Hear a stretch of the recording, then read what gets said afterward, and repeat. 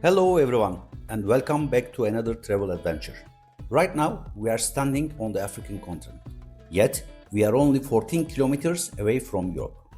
This is Tangier in northern Morocco, a city that became legendary among spies, sultans, pirates, writers and dreamers.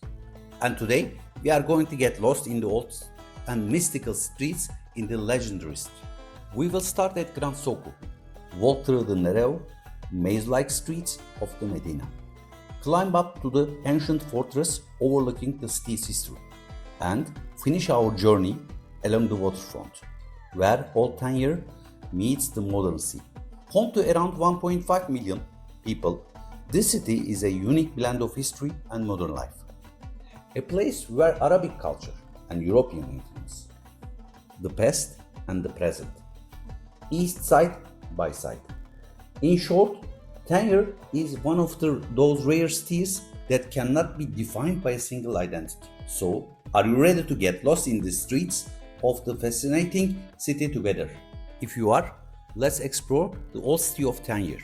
And if you would like to keep watching more videos like this, don't forget to like, subscribe, and turn on notifications. Our first stop is Grand Socco, also known as Big Market. For centuries, the square has been the beating heart of Tangier. Traders from the Sahara brought spices and leather here. Diplomats from Europe walked those streets, and the people of Tangier came here for their daily shopping. In fact, this is much more than just a square. For hundreds of years, it has been a meeting point for different cultures, and Tangier itself is exactly that kind of city. A bridge between continents. That is why so many civilizations wanted to control this place throughout history. First the Phoenicians, then the Romans, followed by Arab dynasties, the Portuguese, the British, the French, and the Spanish. Because control of Tangier meant controlling the entrance to the Mediterranean. Maybe that is why every corner of the city seems to carry traces of different world. Just take a look around. The white buildings, the palm trees, the endless movement of people. It feels calm and vibrant at the same time. That is the true character of Tangier. In 1947, Sultan Mohammed V delivered a historic speech right here in support of Morocco's independence movement. Thousands of people filled the square, and that speech became a turning point in the country's future. But Tangier is not only about history. It also has a mysterious side. During 20th century, the city became an international zone. In other words, it technically did not belong to a single country. As a result, spies, diplomats, merchants, and adventurers from around the world gathered here. During World War II, Tangier became a center for secret operations. Smugglers disappeared into these streets. Artists and writers came searching for freedom. And right in front of us, Cinema Reef, a reminder of that cultural legacy. Today, it serves more as a cultural center and cafe than a movie theater, but it still keeps Tangier's fascinating past alive. Now we are leaving Grand Socco and heading toward Petit Socco. It is a smaller square, but when you look at its history, its story is much bigger. About a century ago, Petit Socco had quite notorious reputation. Its cafes were filled with gamblers, smugglers, informants, sailors, and spies. Many deals were made here, quietly and discreetly. Some people became wealthy overnight, others were never seen again. Standing here today, it is hard to imagine. But Tangier in the 1920s was truly an extraordinary place. Arabic, French, Spanish and English could all be heard at the same time. People arrived from every corner of the world. Tangier was not just multicultural. At times, it almost felt unreal. Many famous artists lived here for many years. Poets, musicians, writers, some came for searching a new life. Others simply wanted a place to escape, and Tangier welcomed them all. Today, Petit Socco feels peaceful. People sit in shade drinking mint tea.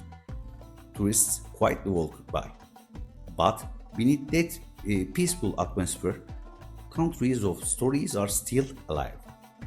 And now we are entering one of the most fascinating parts of Tangier, the Medina. This is where you begin to feel the true soul of the city. Narrow streets, tall walls, unexpected dead ends. Every corner seems to hide a new surprise. These streets were designed centuries ago by Labyrinth both to provide shade and to protect the city. Back then, it was very easy for outsiders to get lost here. To be honest, it wasn't much different for us. We tried to follow the map. A few minutes later, we were lost. Then we asked someone for direction, and somehow we get lost again. But I think that is exactly where the beauty of the Medina lies. Sometimes the best way to discover a city is to stop following a plan. As we move deeper inside, every street tells a different story. From one corner comes the smell of freshly baked bread. On another street, spices and leather goods fill the air. In the distance, the call to prayer echoes between the stone walls. Tangier doesn't just show itself to you, it makes you feel it. And that's why the Medina is still very much alive. Families have been living in some of those homes for generations. Small workshops continue to produce carpets, ceramics, lamps, and traditional crafts using centuries old methods. At some point, you realize something. You are no longer guiding the city is guiding you. And somehow you don't want to resist. That is exactly what makes Tangier unforgettable.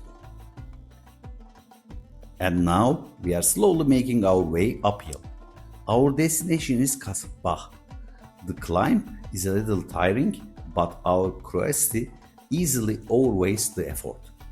For centuries, this fortress has stood here like a guardian, watching over the Strait of Gibraltar. This was the center of power. Sultans, governors, military commanders all ruled Tangier from here. And strategically, this place was incredibly valuable. Looking at the view, it's not difficult to understand why. On a clear day, you can almost see Europe. Spain feels unbelievably close from here. Just think about that.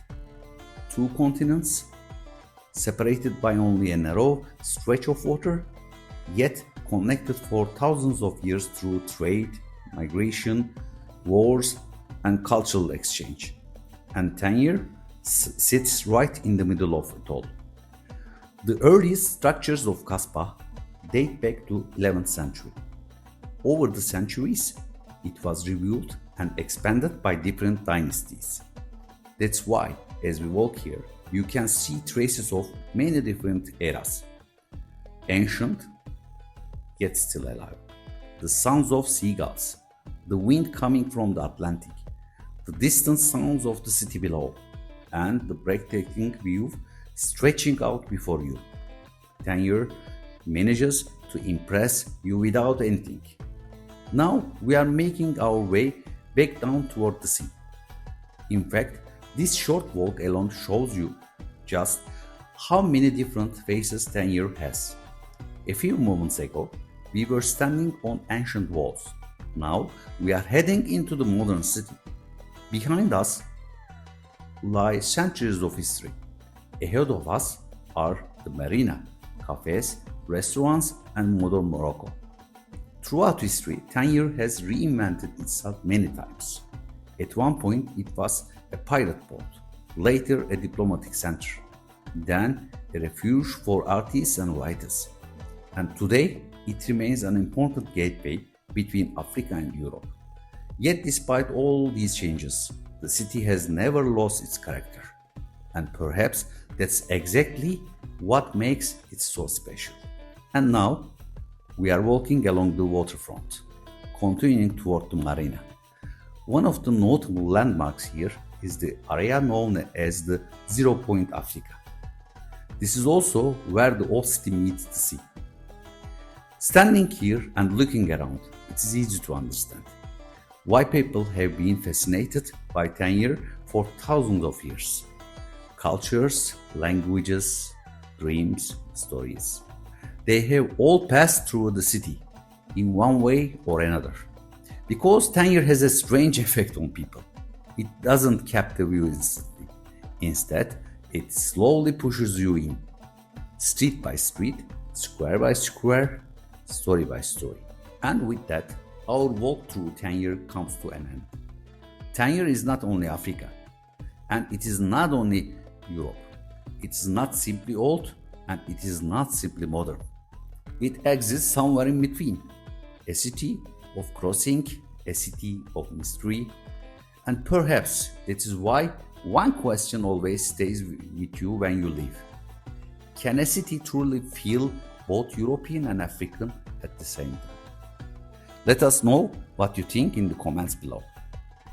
See you in the next video. And if you enjoyed this journey, don't forget to subscribe to the channel and leave a like.